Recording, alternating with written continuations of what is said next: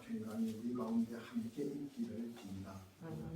지난주에 우리가 고린도전서 15장 말씀을 부활은 믿는 것이 아니라 사는 것이다라는 지하의 말씀을 전하였습니다. 예수님의 부활은 우리의 삶의 죽음 후의 일일 것이다. 그리고 나에게 죽음이 하히 멀리 있다는 생각 때문에 나의 삶의 그 부활의 의미와 가치가 영향도 없고 그것을 발견하기가 참 어렵다는 말씀을 전했습니다. 그러니 이 부활이 우리에게 아무 영향도 없고 영향이 없으니까 우리의 삶에 전혀 변화도 없다. 다시 우리가 2022년 부활절을 보내면서 사망 근세를 깨뜨리시고 다시 살아나신 주님을 볼 때 우리의 마음에 어떤 변화를 다짐하셨습니까? 어떤 생각의 틀에 변화가 있었습니까? 그리고 실제의 삶에 어떤 변화된 삶을 우리가 살고 있습니까? 우리의 삶에 시간적으로 언제든지 그리고 장소와 공간 어디에서든지 하나님과 사람과의 관계에서 누구를 만나든지 예수님의 부활을 믿는 믿음으로 이제는 우리는 살아내야 합니다. 성경 말씀대로 우리 죄를 위하여 죽으시고 그리고 장사되시고 사흘 만에 부활하신 그분을 믿고 우리가 이 땅 지금 우리가 시간이 지남에 따라서 조금이라도 우리가 그리스도를 닮아가고 어느 곳에서도 하나님의 아들 예수의 부활 그 생명을 품고 살아가기를 바라면서 그 부활하신 주님을 나의 주인으로 삼고 그 부활하신 주님을 나의 주인으로 고백하는 자들과 그리고 그 말씀을 전해 들은 자들과 함께 더불어서 우리가 그리스도인답게 사랑하며 그리고 아끼고 배려하며 살아가라는 말씀을 제가 전하였습니다. 그렇게 한 주간을 사셨습니까? 아멘. 제가 억지로 아멘을 시킨 것 같아요. 우리가 그렇게 살아가시기를 바랍니다. 오늘 본문은 우리에게 복 받는 길이 무엇인가? 우리가 사실은 교회를 다닌다는 것은 복을 받기 위함입니다. 어쨌든 간에 우리가 우리 인생의 복은 하나님과의 관계 안에서 그 복이 행성된다는 사실을 늘 우리는 기억하시기를 바랍니다. 오늘 본문은 성전에 올라가는 노래입니다. 예배를 드리러 올라가는 사람들이 누리는 복입니다. 하나님과의 관계로 인한 복입니다. 5월은 가정의 달입니다. 오늘은 어린이 주일이기도 합니다. 삶의 성공이 하나님에 대한 경외와 삶의 태도에 달려 있다는 말씀을 드립니다. 어린이 주일에 어릴 때부터 우리가 하나님을 경외하는 삶의 태도를 우리가 본받고 배우고 유지하시기를 바랍니다. 그래야 주 안에서 복을 한껏 누리시고 그리고 행복을 마음껏 즐기라는 말씀을 드립니다. 우리는 시편 128편 본문을 기초로 특히 가족을 세우시는 하나님의 은혜와 진리를 배우고 그 확신하는 일에 거하시기를 바랍니다. 2021년 11월 18일에 미국의 이론조사 기관인 프리서치 센터에서 세계에서 가장 경제가 발전한 17개 나라를 뽑아서 1만 9천여 명에게 사람들에게 질문을 던졌습니다. 인생을 의미 있게 사는 것이 무엇일까? 무엇이 우리를 인생에 의미 있게 살게 하는가? 경제가 발전한 나라 사람들이 삶에서 가장 비중을 두거나 그리고 혹은 가장 만족을 얻게 되는 근원이 무엇인가에 대한 질문이었습니다. 이 질문에서 17개 나라 가운데 14개 나라가 똑같은 대답을 하였습니다. 무엇이겠습니까? 무엇이겠습니까? 다 마음속으로 아마 생각은 했을 줄로 믿습니다. 가족입니다. 가족. 이들은 다른 어떤 가치, 즉 물질적인 풍요와 그리고 건강보다도 가족을 가장 우선순위로 꼽았습니다. 부모, 형제자매, 그리고 자녀들, 손주와 함께 시간을 보내는 것을 가장 만족스러운 경험으로 여겼습니다. 가족의 업적과 성취를 자랑스러워할 뿐만 아니라 후손들을 위해서 좀 더 나은 세상을 만들어야 한다는 사명감을 가지고 있었습니다. 호주나 그리고 뉴질랜드 그리고 미국 등 많은 나라에서 가족이야말로 삶을 가장 풍요롭게 하는 것이라고 대답합니다. 반면에 다르게 대답한 나라가 3개가 있습니다. 우선 중국의 유혹을 받고 있는 대만은 사회 안전을 가장 우선순위로 꼽았고, 코로나로 인해서 큰 어려움을 겪고 있는 스페인은 건강을 가장 우선순위로 꼽았습니다. 그렇다면 대한민국은 무엇을 꼽았습니까? 궁금하지 않습니까? 대한민국은 물질적 풍요를 가장 중요한 우선순위로 꼽았습니다. 다른 나라들도 이 물질적 풍요는 아마 거의 다른 나라들도 세 번째 안으로 들어갑니다. 그런데 물질적 풍요를 최고 1등으로 꼽은 나라는 이 대한민국이 유일하다는 것입니다. 그 다음이 건강이고 세 번째가 가족이었습니다. 생각해보면 대한민국 100만 년 역사에서 지금처럼 국민들이 잘 살고 오래 살고 깨끗하고 편리하게 산 적이 없습니다. 수명 연장은 인류가 이룩한 가장 큰 업적 가운데 하나라고 자평합니다. 지금 우리는 우크라이나 사람들에게 가장 절박하고 필요한 이 풍요로움과 안정과 평화를 마음껏 누리면서 살아갑니다. 그런데도 주변 사람들의 재산 증식 그리고 특별히 아파트 값이 많이 올랐다 그러면 스트레스를 받아요. 우리 집값은 안 올랐는데 그 집값은 올랐다. 이것이 부러우면서도 마음이 조급해지고 우리를 화나게 합니다. 가족 사이에서도 부모의 재산 상속을 둘러싼 불화가 생기고 물질에 더 많은 관심과 에너지를 빼앗기게 합니다. 그러다 보니까 상속에 관한 형제자매는 화평과 우애의 대상이 아니라 경쟁과 시기의 대상이 됐고, 심지어 그리스도도 이 재산 상속 때문에 생기는 가족 사이의 불화에서 자유롭지 못한 것이 사실입니다. 물질에 대한 우선순위는 결국 가족 구성원들에게 이 취약해진 연대감을 반영하고 있습니다. 부모와 자녀와의 관계도 마찬가지입니다. 상속을 위한 관계로 변질되고요. 부부 사이도 마찬가지입니다. 각각의 재정 능력에 치우쳐서 이 연대감의 중요성이 상대적으로 너무나 소홀하게 되었습니다. 거기에 덧붙여서 가족관계를 개의치 않는 이 개인주의적 쾌락 추구로 인해서 가족의 연대감은 더욱 위협을 받고 있습니다. 그러나 창조자 하나님께서 인생을 지으실 때 어떻게 하셨는가? 하나님께서 가족을 얼마나 중요하게 여기시는지를 성경을 통해서 우리에게 가르치고 있습니다. 우리 각자가 태어나 자란 가족이 있고 그 사람은 성장하여 또 다른 가족을 이룹니다. 그리고 그 새 가족에게서 자녀가 태어나고 그 자녀의 일생이 또 시작되는 것입니다. 이처럼 인류 역사는 가족들의 이어짐의 역사라 해도 과언이 아닙니다. 인간 존재의 외적인 조건인 사회나 국가도 마찬가지입니다. 다 가족이라는 이 단위의 유기적 기초를 해서 구성되는 것입니다. 가족은 참된 갱근의 능력과 영광에 대한 증거요, 또 그 갱근을 위한 중요한 은혜의 통로로 역시 가족임을 우리는 잊지 말아야 하겠습니다. 이루어져 있는 가족의 실태에 대한 익숙한 우리에게 오늘 성령께서 이 말씀을 통해 하나님 아버지께서 인도하시는 참된 가족상을 재인식하시고 그리고 그 안에 소망을 가지시기를 바랍니다. 오늘 본문을 보면은 우리가 1절, 1절, 3절, 4절에서 보면은 이 경건한 개인이 받는 복을 갖다가 기록하고 있습니다. 우리가 1절과 4절에서도 여호와를 경외하는 자는 복이 있다라고 하십니다. 결국 성도는 외모로 판단하지 않습니다. 그 중심이 하나님을 경외하고 하나님을 두려워하는 마음이 있고 그 하나님의 말씀대로 살아야 성도가 되는 것입니다. 그런 자들에게 주시는 복이 2절에 보니까 우리 오늘 본문 2절을 한번 읽겠습니다. 시작. 내가 내 손이 수고한 대로 먹을 것이다. 내가 복되고 형통하리로다. 내 손이 수고한 대로 먹을 것이다. 수고한 것을 헛되이 않게 하십니다. 성경에서는 아무 일도 안 해도 먹고 살기에 부족함이 없다 이렇게 말하지 않습니다. 조금만 일해도 큰 결실을 내게 주겠다 그렇게 말하지 않습니다. 일하지 않아도 먹고 사는데 조금 더 불편함이 없도록 만들겠다 그렇게 말한 적이 없습니다. 우리는 수고하고도 결실이 없을 수 있는데도 수고한 만큼 얻는 것을 우리는 큰 복이라고 생각하지 않습니다. 하지만 사람이 헛된 수고를 하지 않고 일한 만큼 수확을 할 수 있는 것이야말로 하나님께서 말하시는 복이라는 말씀입니다.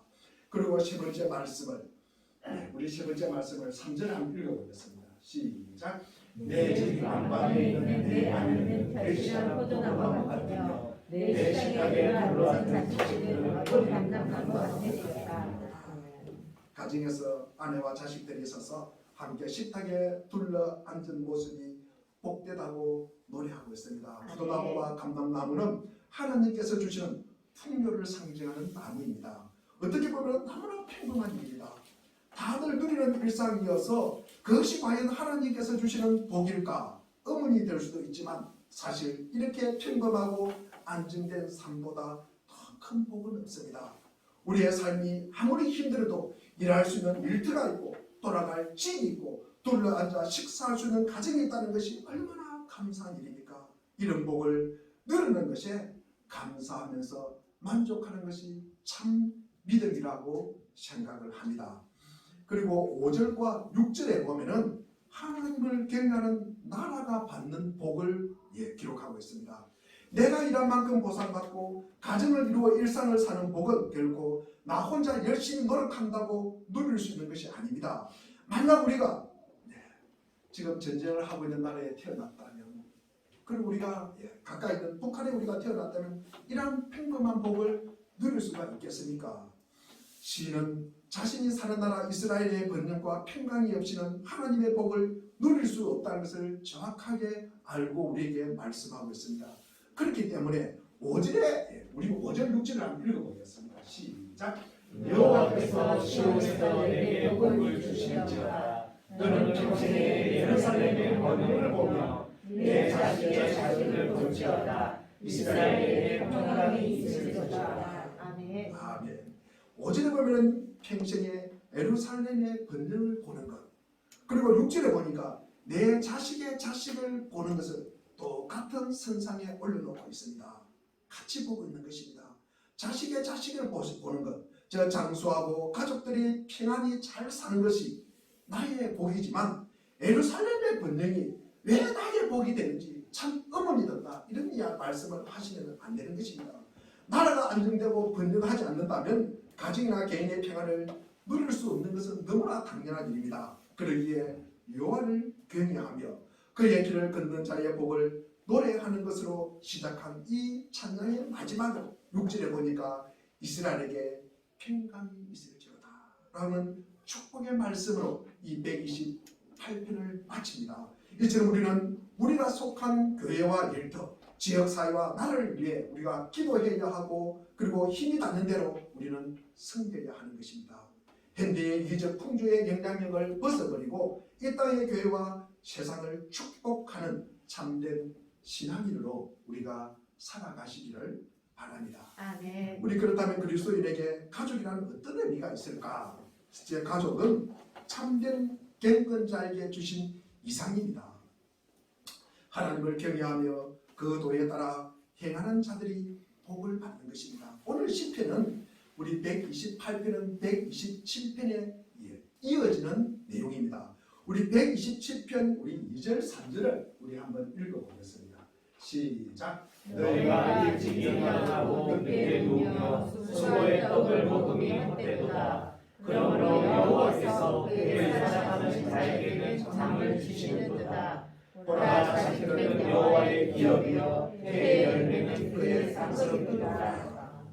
그 말씀에 이어서 우리가 128편은 이 경건한 자의 가족에게 복을 주시는 복을 더 구체적으로 그리고 더 상세하게 우리에게 보여주고 있습니다. 우리 조금 전에 읽었지만도 우리 128편 3절, 4절, 5절, 6절을 우리 같이 한번 읽어보겠습니다. 시작. 내 집 안방에 있는 내 아내는 결실한 포도나무 같으며 내 식탁에 둘러앉은 자식들은 어린 감람나무 같으리로다. 여호와를 경외하는 자는 이같이 복을 받으리로다. 여호와께서 시온에서 내게 복을 주실지어다. 너는 평생에 예루살렘의 번영을 보며 내 자식의 자식을 볼지어다. 이스라엘에게 평강이 있을지어다. 아멘. 너무나 평범한 내용이고 너무나 좋은 내용입니다. 이 예수 그리스도 안에서 구원받는 경건자의 내일의 행로는 그 출발점과 기착점이 가족이라는 것입니다. 그가 복을 받되 가족을 복되게 하시는 은혜를 누려서 힘을 얻게 하시고 그리고 섬기게 하시는 것입니다. 이 시편에 보이는 경건한 자의 이 복된 가족상을 우리가 귀하게 생각하시고 그런 은혜를 구하도록 해야 하는 것입니다. 내 집 안방은 부부의 방입니다. 그리고 가족의 심장입니다.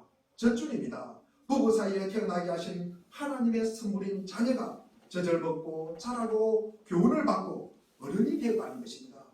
그래서 이 사회에 이 국가의 가장 기본적인 단위는 가족입니다.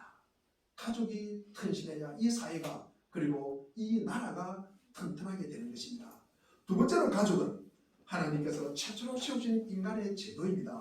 하나님께서 세상을 창조하실 때 하나님의 형상을 따라 사람을 지으시되 가족 제도를 염두에 두시고 사람을 남자와 여자로 지으시고 서로 사랑하게 하셨다. 참으로 가족 제도는 참 신묘하기 그지없습니다. 가족 제도가 아니면 인간의 역사가 어떻게 이어졌겠습니까?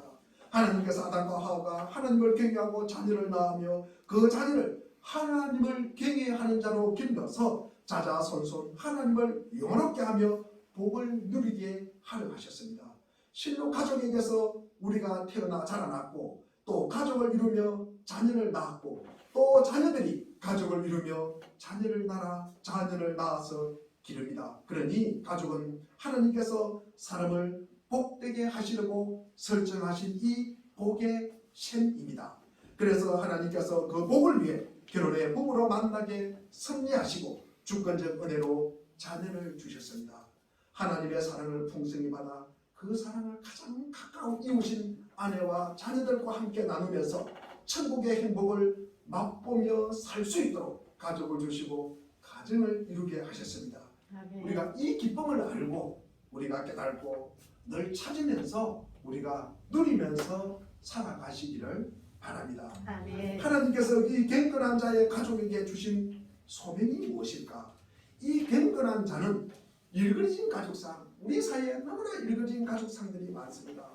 그 가족상들이 그리스도 안에서 회복하고 그리고 은혜를 받으면서 참으로 경건한 가족상으로 돌리라는 소명을 우리에게 주셨다는 말씀입니다. 경건한 남편과 아내로서 자기 자리를 지키고 자녀를 낳고 하나님을 경외하는 자녀로 양육할 책무가 구원받는 우리 모두에게 주어지는 사명입니다.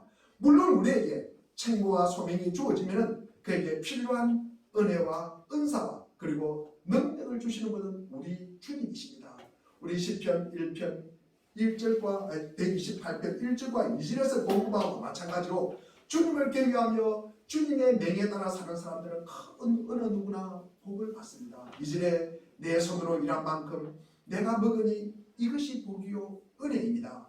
경건한 자에게는 이 근로의 복을 주셔서 그 가족을 위해 일용한 양식을 얻게 하신다는 말씀입니다. 그래서 그 가족이 진행되게 하시는데 필요한 것을 공급하시는 것입니다.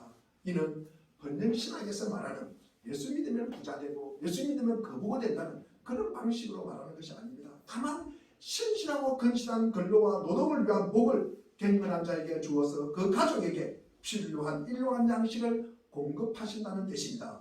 그러는 중에 영적으로 서로 사랑해 내 집 안방에 있는 아내가 결실한 포도나무 같이 아름다워서 경건한 자의 경건을 위한 용기와 영감의 통로가 되게 하시는 은혜를 우리에게 주신다는 말씀입니다.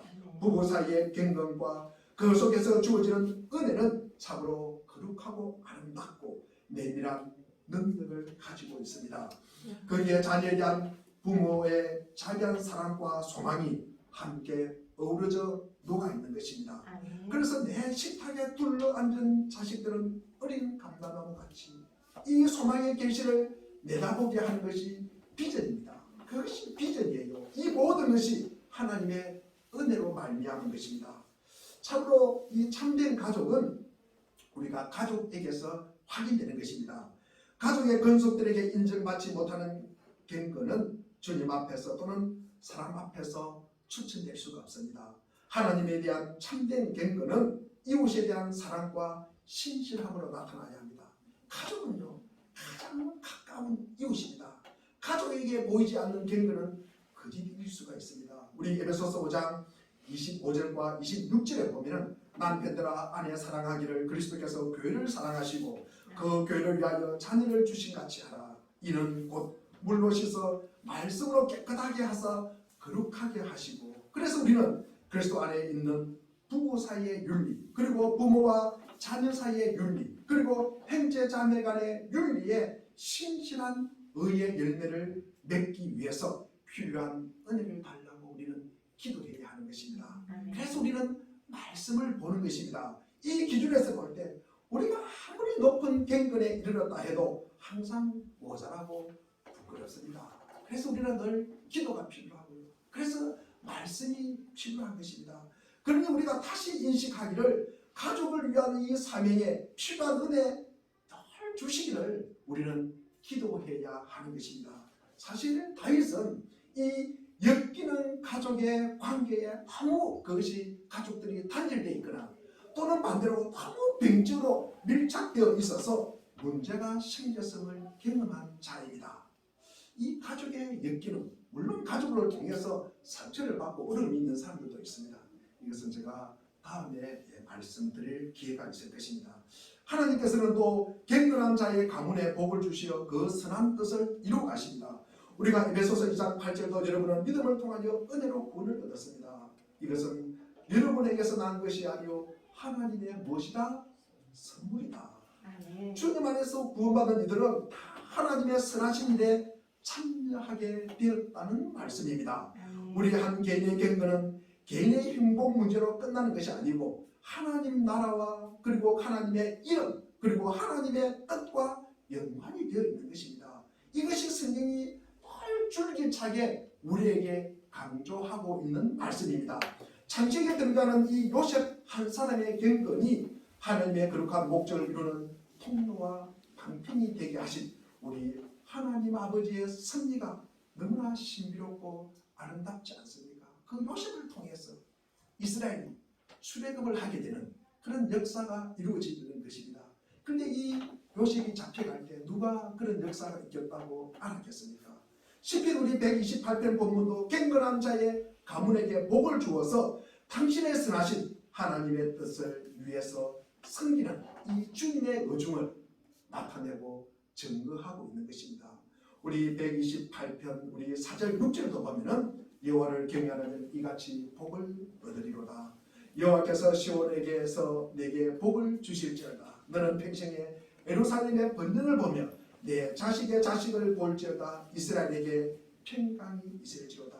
시온의 복은 오늘날로 말하면 성도가 하나님의 은혜를 힘입고 교회에 나아가서 주님을 참으로 예배하며 은혜와 진리 안에서 즐거움을 누리면서 그 말씀과 계명과 법도를 따르는 자에게 주어지는 복입니다.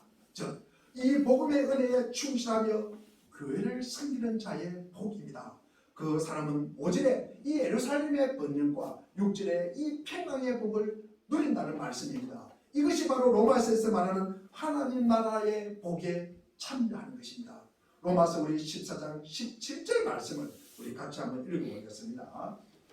시작. 하나님의 나라는 먹는 것과 마시는 것이 아니요 오직 성령 안에 있는 의와 평강과 희락이라. 아멘. 맞습니다. 성령 안에서 누리는 의와 평강과 희락입니다. 경건한 자의 가족의 근속이 집에서 기도하며 예배하고 또 교회에서 공주로 모여서 예배하고 섬깁니다. 그러므로 말미암아 하나님 나라를 섬기고 또 계속 그 사명의 은혜를 받습니다. 그리하여 그 경건한 자와 그 가문이 대대로 복을 누리는 것입니다. 우리 시편 128편 6절에 세 번 얘기해보면 아들, 딸, 손자, 손녀 보시면서 오래오래 살 것이다. 이스라엘의 평화가 깃들기를. 주님께서 세우신 이 교회를 섬김으로 하나님 나라 확장과 이 영혼 구원의 선교를 위해서 헌신하며 덕을 세우는 성도를 우리는 연상하게 됩니다. 성도의 견실한 가족이 하나님의 교회의 부흥에 아주 중요하고 튼실한 기반이 된다는 말씀입니다. 이 시편 128편에서 경건한 가족과 하나님 나라 역사를 한 연장선상에 올려놓고 있는 것입니다. 하나님께서 경건한 이 가문을 통하여 하나님 나라를 이루어 가시는 것입니다. 그게 갱끈한 가문을 통해서 하나님의 선한 뜻을 이루 가신다는 말씀입니다.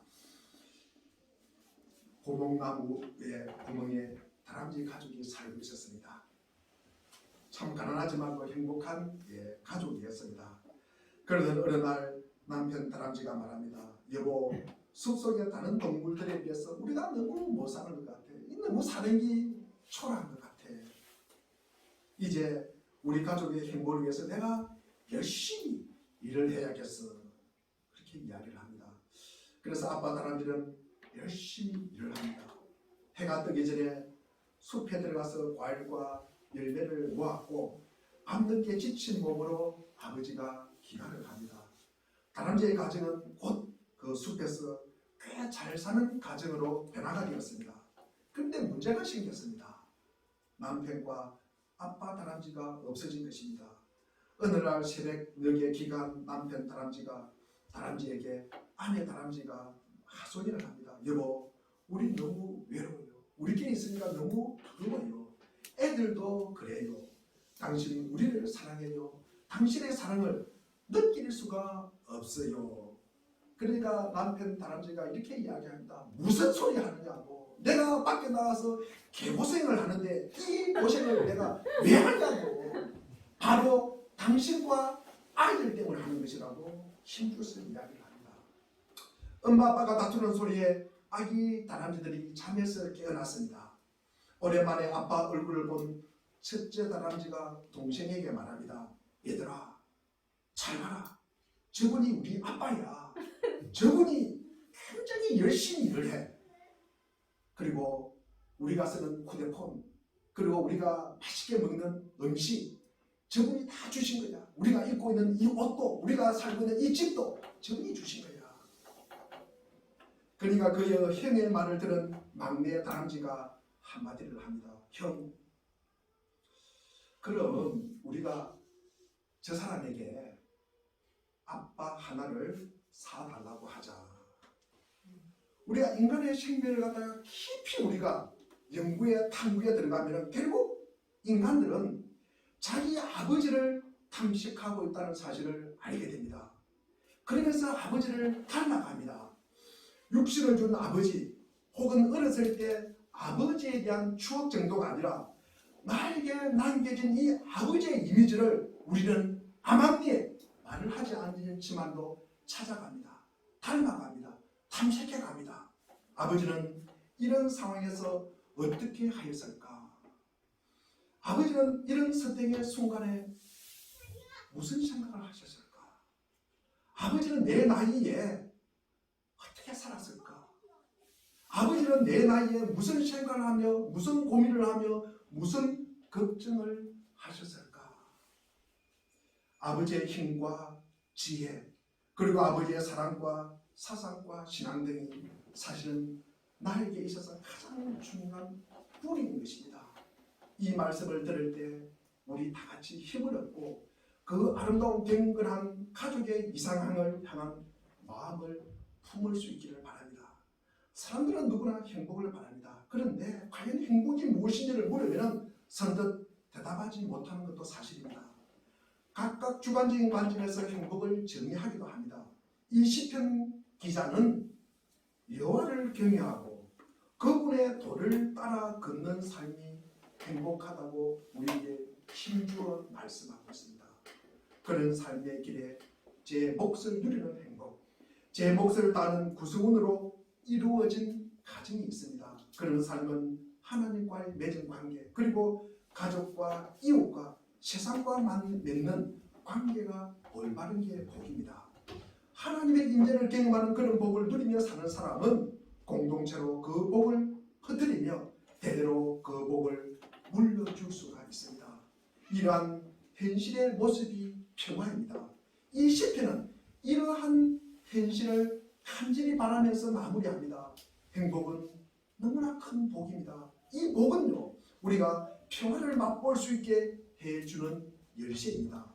우리가 본문을 묵상하고 그런 경험을 바라고 누린다면 오늘 우리가 사는 세상도 한층 더 하나님 나라로 더 다가설 수 있을 것입니다. 그러나 구원받는 우리라도 여전히 부족합니다. 남편도 부족하고요. 때로는 아내도 부족하고요. 그리고 자녀들도 헐 그 도리를 다하지 못하고 있는 것은 사실입니다. 그렇기 때문에 우리는 주님이 필요한 거예요. 주님 앞에 머리를 숙이는 거예요. 그래서 주의 말씀을 나의 교훈으로 삼아야 되는 것입니다. 그런 부족함에도 불구하고 우리 주님께서는 우리를 늘 다시 세워주시고 거룩한 가문의 새싹으로 주신 그 하나님을 우리는 찬양하고 찬미하고 예배하는 것입니다.